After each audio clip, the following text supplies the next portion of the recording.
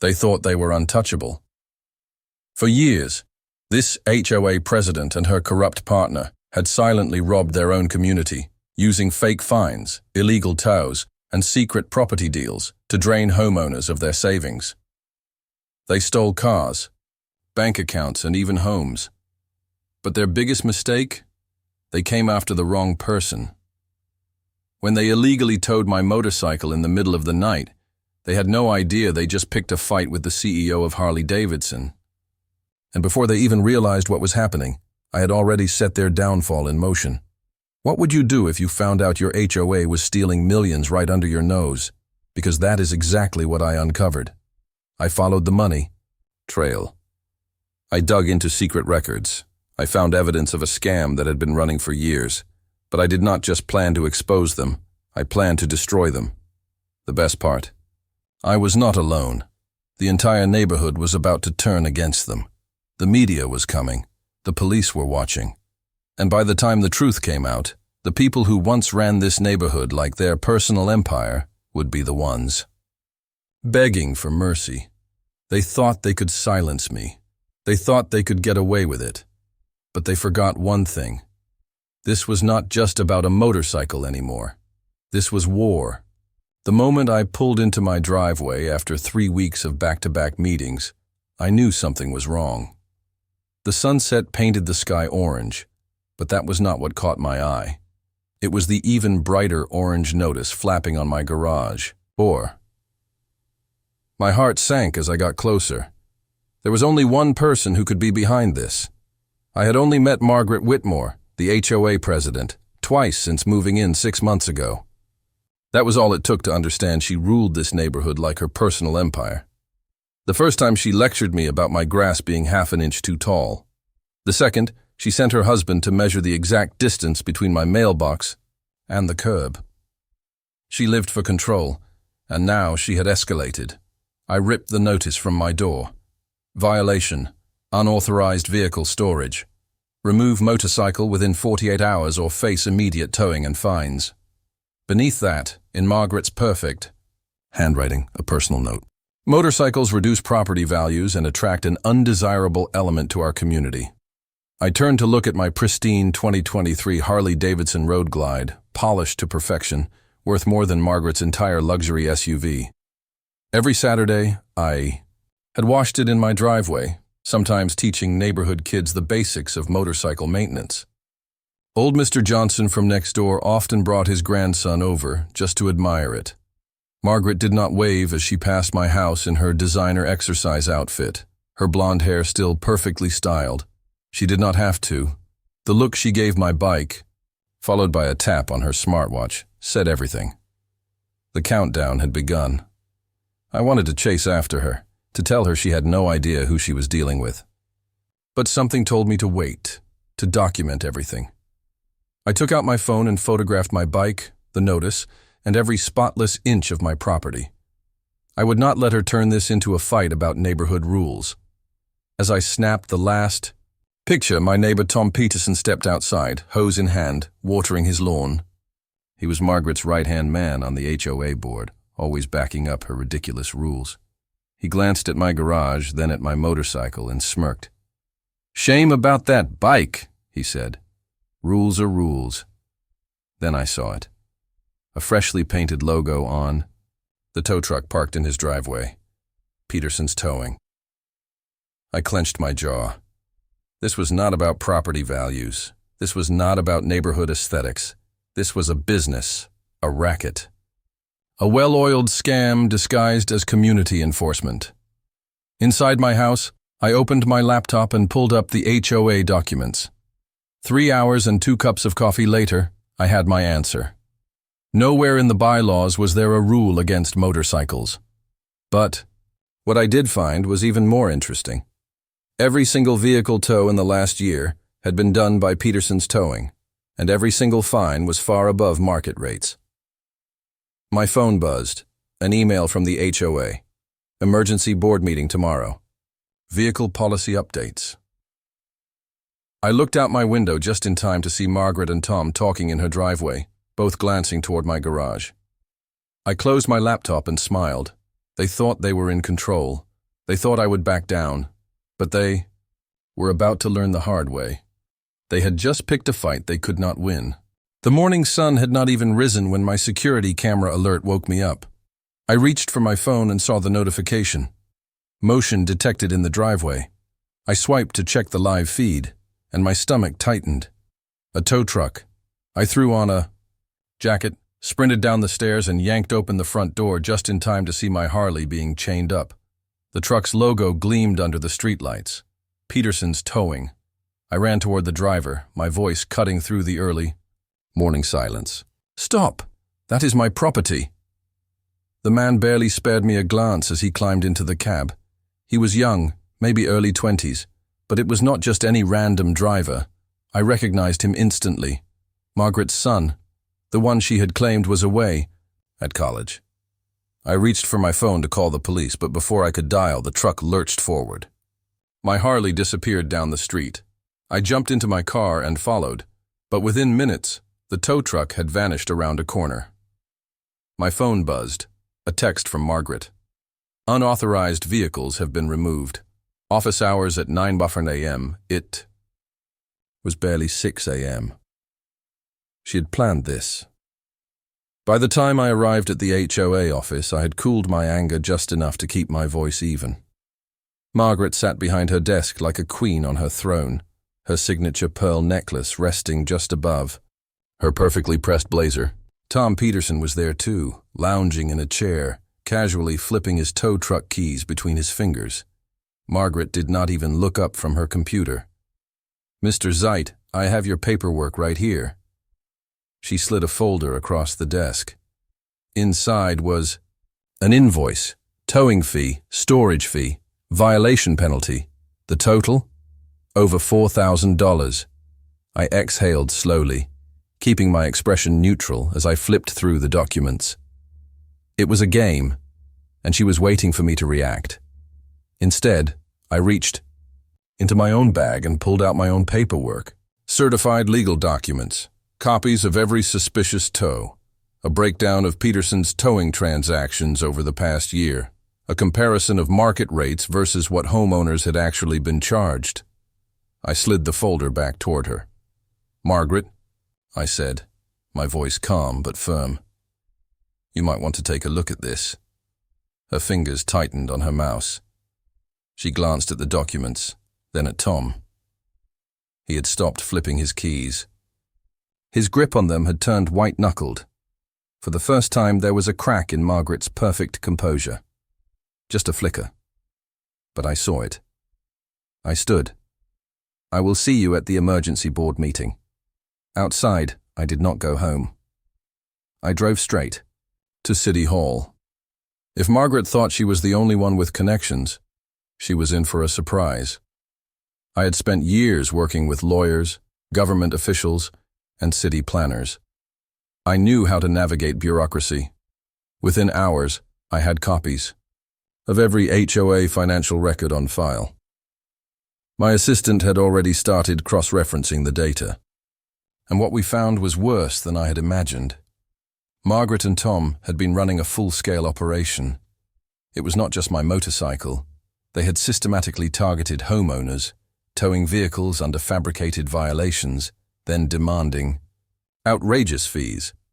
Those who could not pay often found themselves dealing with property liens, forced home sales, or in some cases, mysteriously vanishing HOA complaints, only after their homes had been purchased at below-market prices. I called a few neighbors and started asking questions. Within minutes, the stories started pouring in. The Garcias' restored Triumph motorcycle disappeared while they were on vacation. The Jacksons lost their vintage Mustang. Mr. Chen's grandson had his first car towed right out of their driveway during a family dinner. Each case had the same ending. Every vehicle ended up in an auction run by Peterson's Towing, and somehow Margaret and Tom had acquired 3 properties in the neighborhood for suspiciously low prices. I had more than enough to go to the authorities. But that was not enough. Did not just want them caught. I wanted them humiliated. That was when I made the call. Ray Martinez, president of the State Motorcycle Rights Association, picked up on the first ring. "Ray, I said. Remember when I helped fight that unfair helmet law last year? I need a favor. By the time I hung up, my email was flooded with messages from motorcycle clubs across the state. Margaret had made a mistake bigger than she could have ever imagined. She had targeted a motorcycle, and bikers do not forget. Hours later, another email arrived. This one was from the HOA. The emergency board meeting had been rescheduled, not for next week, not even for tomorrow. It was happening in less than 24 hours. I leaned back in my chair, a slow smile spreading across my face. Margaret and Tom were getting nervous. They were trying to shut this down before it could spread, but it was too late. I pulled up the footage from my security camera, the one that had recorded Margaret's son towing my bike before the 48-hour deadline had even expired. I pressed play, watching the timestamp tick forward. Tomorrow, the entire neighborhood was going to see exactly what kind of people had been running their HOA. And Margaret? She was about to learn that some fights cannot be won with money and power. Some fights are won by the people who refuse to back down. That night, I did not sleep. My home office was covered in documents, sticky notes, and files connecting every piece of Margaret and Tom's scheme. I had worked on corporate investigations before, but this was something else entirely. The deeper I dug, the worse it got. The evidence was undeniable. The names on the tow records lined up perfectly with homeowners who had been forced to sell their houses for pennies. Margaret and Tom were not just running a towing scam. They were orchestrating a slow, calculated property takeover. I flipped through pages of bank statements, watching as the same two names popped up over and over again.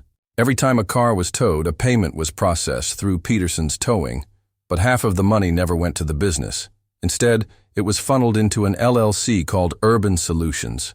The listed owners, Margaret Whitmore and Tom Peterson, they had been stealing from the neighborhood for years.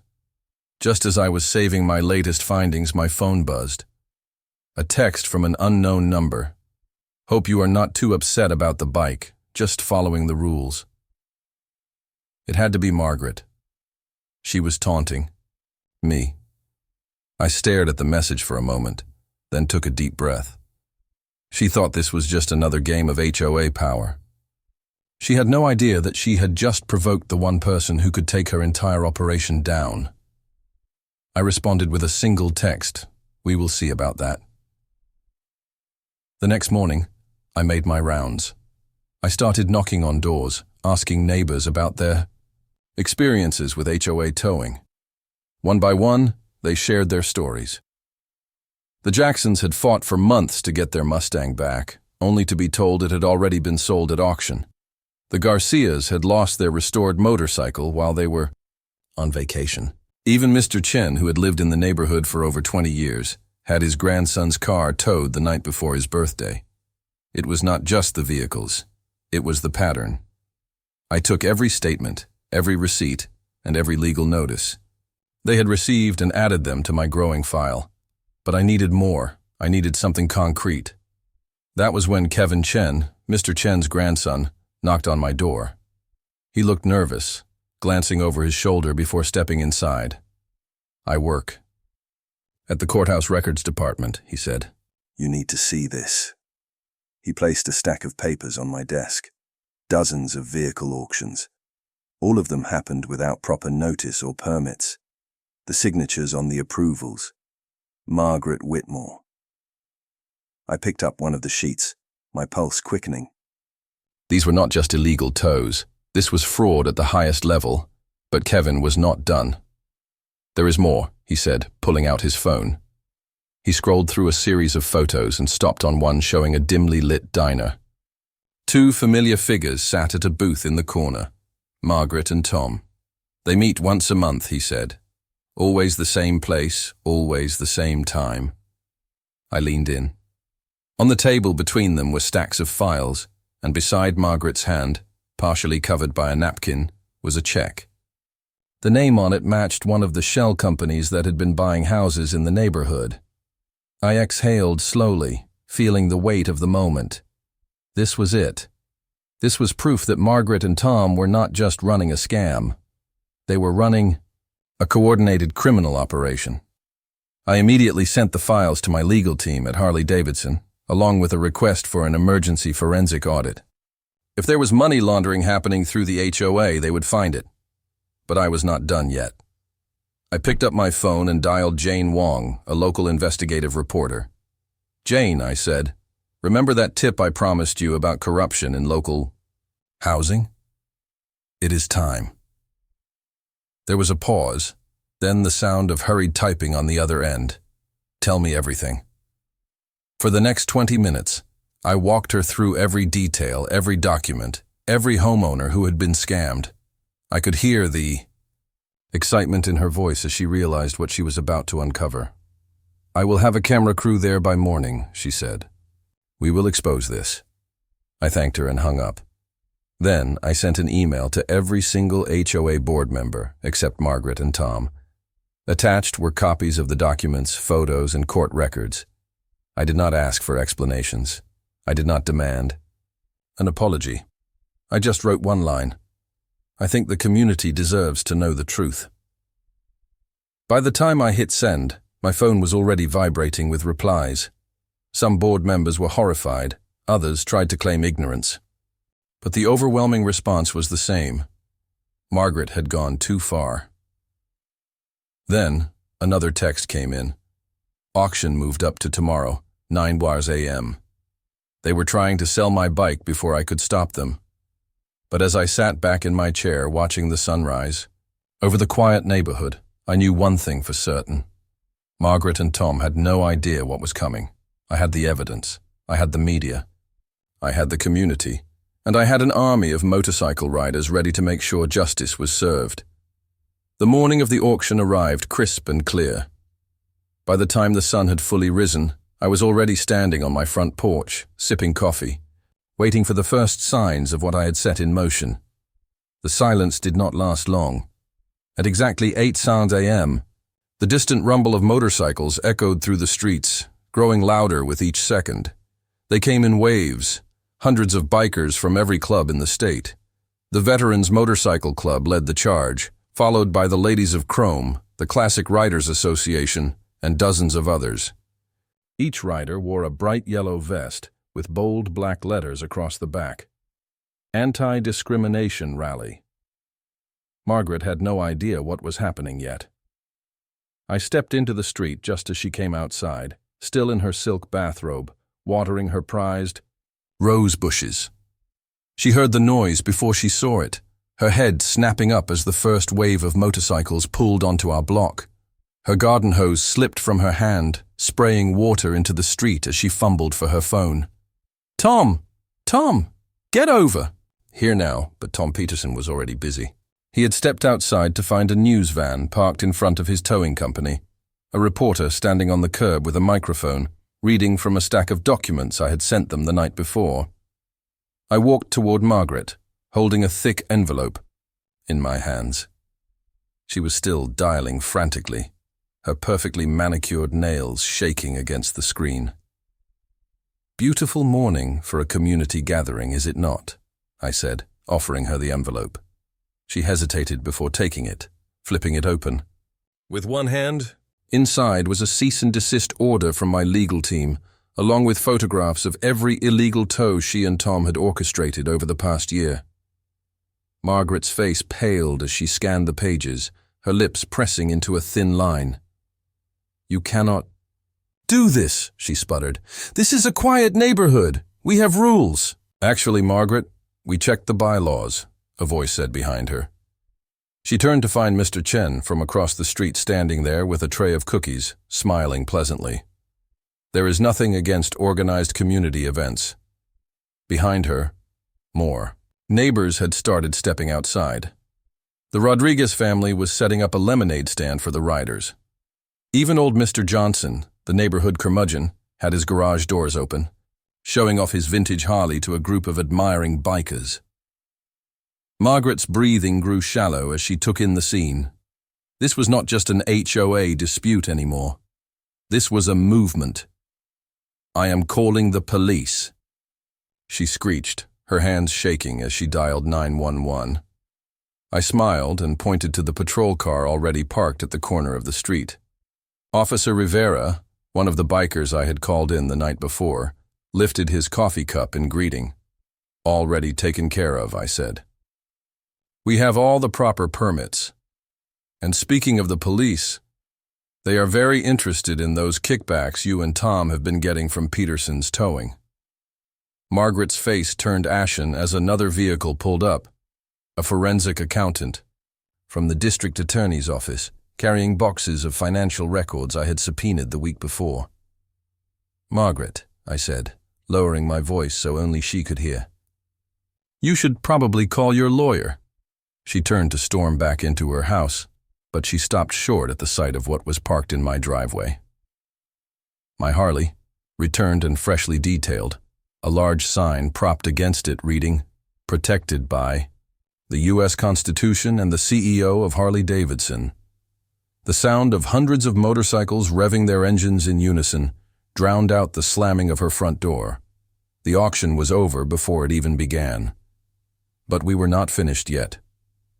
By noon, 5 different news stations were parked outside the neighborhood, interviewing residents who had been scammed by the HOA.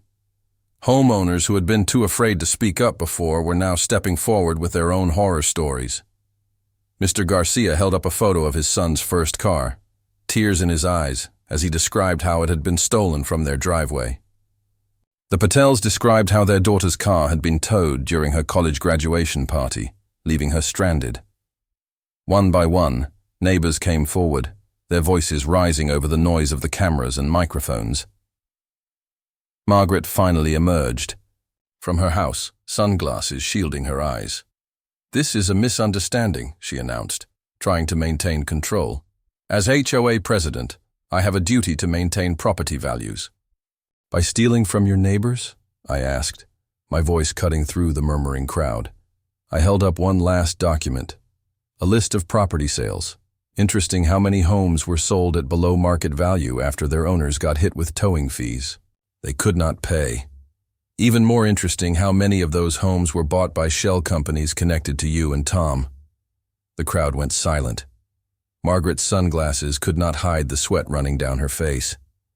Tom had disappeared inside his house, but he was too late. The damage was done. I pulled out my phone and tapped the screen. On the neighborhood's new outdoor projector, a security video from my own garage played. There, in crystal clear detail, was Margaret herself, directing the tow truck to my motorcycle. At 6 a.m., before the 48-hour deadline had even expired. The moment the clip ended, Margaret lost what little composure she had left. "Fine," she shrieked, her voice cracking. "You people deserve it, with your tacky cars and motorcycles ruining." Our prestigious community, a police cruiser pulled up behind the news vans. 2 officers stepped out, holding a stack of warrants. I recognized them. They were not just officers. They were members of the Veterans Motorcycle Club. Margaret's breath hitched as they walked toward her. "Mrs. Whitmore," one of them said, "we need you to come with us." "For what?" she demanded. "Fraud, illegal towing, tax evasion. The list is long. You might want to call your attorney." Margaret turned toward the HOA office, but she stopped as another officer approached Tom's house. The front door opened. Tom stepped outside, hands already raised. "This is not happening," Margaret whispered. "Oh, it is," I said. She turned back to me, her expression unreadable. "This is because of your bike?" "No," I said, taking in the crowd of neighbors standing together for the first time in years. "This is because of all of them." As Margaret and Tom were escorted to the police car, the neighborhood erupted into cheers. Let out a slow breath, feeling the tension finally drain from my body. It was over. The HOA, the towing scam, the years of fear and corruption. It was all over, and for the first time since moving here, I finally felt at home. The next morning, a moving truck sat in Margaret's driveway. Neighbors gathered on their porches, watching in silence as boxes were carried out, one after another. The house that once served as the command center for her iron-fisted rule was now nothing more than an empty shell. No one said a word to her as she stepped outside, oversized sunglasses covering her face, her usual composure completely shattered. The air was thick with quiet satisfaction. Margaret had spent years ruling this neighborhood through intimidation, but now she was leaving in disgrace.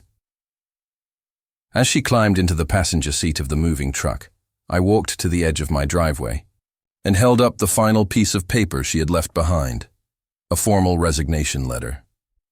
The HOA had voted her out unanimously. Her lips pressed together as she met my gaze through the windshield. For a brief moment, I wondered if she would say something, some last attempt at control, some final warning. But she didn't. The truck pulled away, and just like that, she was gone. I looked around at the neighborhood she had once ruled. People were talking again, smiling, planning. The transformation had already begun. The very first change came immediately. The emergency board meeting was no longer about Margaret. It was about rebuilding. The HOA bylaws were rewritten that night, striking down the ridiculous restrictions that had kept everyone under her thumb. No more outrageous fines, no more secret meetings, no more predatory towing. For the first time in years, the neighborhood was truly free. Mr. Chen announced he would be hosting gardening workshops in his backyard. The Rodriguez family started a community fundraiser to help reimburse victims of Margaret and Tom's scam. Even Mr. Johnson, who had once complained about everything, now opened his garage every Saturday to teach kids about restoring classic cars. And the best part, the HOA had a new initiative, a monthly community bike night open to everyone. The very thing Margaret had tried to ban had now become the symbol of the neighborhood's unity. A week later, I received a letter. The envelope was postmarked from a different city, but I recognized the handwriting instantly, Margaret. She had relocated, but old habits die hard. The letter was a complaint, about motorcycles, of course. She was already trying to take over a new HOA. I folded the paper neatly and slipped it into another envelope. Along with it, I included a Harley-Davidson catalog and a note written in perfect cursive. Bikes still available at employee discount. CEO. Sometimes, the best revenge isn't just about winning. It's about making sure the people who tried to destroy you live long enough to see you build something even greater, and that's exactly what we did. Have you ever dealt with an HOA that abused its power? Do you think HOA boards should be legally accountable for their actions? Let me know in the comments. I read every single one. This story may be over, but there are plenty more like it. If you think this was wild, wait until you hear about an HOA that tried to steal a family's home over a $50 fine. Click here to watch now.